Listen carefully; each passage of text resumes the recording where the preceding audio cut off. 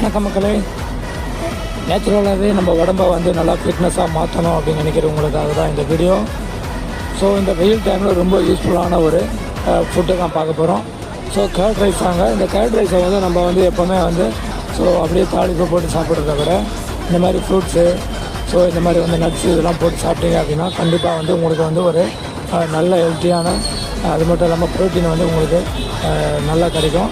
So அது மட்டும் இல்லாமல் நம்ம சைட் டிஷ்க்காக வந்து இன்றைக்கி ப்ரான் 65. ஸோ ப்ரான்ஸ்லேயும் பார்த்தீங்கன்னா நல்ல ஒரு ப்ரோட்டீன் இருக்குது. ஸோ இந்த மாதிரி ஃபுட்டெல்லாம் நீங்கள் வந்து ட்ரை பண்ணி பாருங்கள்.